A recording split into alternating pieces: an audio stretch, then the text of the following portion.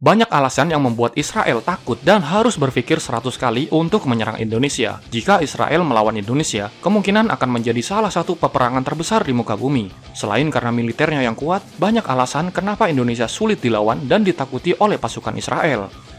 Dan berikut ini adalah alasan terkuat mengapa Israel tidak berani menyerang Indonesia. Barack Obama pernah berjanji kepada Indonesia bahwa akan menjaga tanah ini dari sentuhan dan serangan negara asing. Hal ini karena Indonesia merupakan tempat Obama semasa waktu kecil.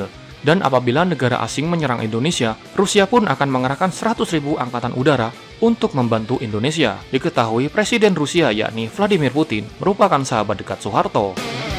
Selain Rusia, Cina juga akan membantu Indonesia dengan mengerahkan 50.000 pasukan angkatan darat apabila Indonesia diserang oleh negara asing. Sementara itu, negara India juga akan membantu Indonesia dengan mengerahkan 30.000 angkatan lautnya khusus untuk Indonesia. Mantan Presiden Prancis yang beragama Islam juga telah berjanji akan mengerahkan pasukan militernya untuk membantu Indonesia apabila diserang oleh negara asing. Tidak hanya Prancis, Jerman juga salah satu negara yang memiliki hubungan dekat dengan Indonesia.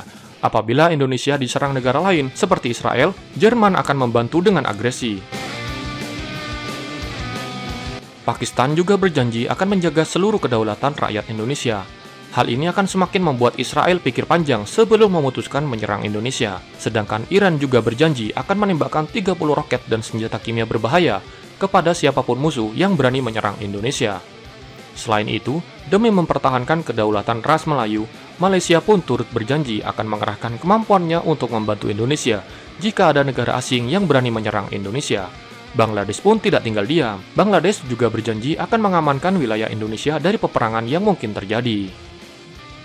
Apabila Indonesia diserang, Thailand pun siap mengerahkan 1.000 tank Panzer untuk membantu peralatan dalam peperangan.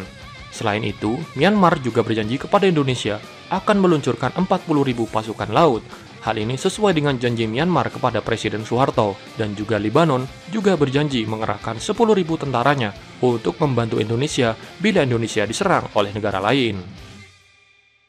Selain bantuan dari negara-negara tersebut, Indonesia adalah negara yang memiliki wilayah keuntungan bagi tentaranya.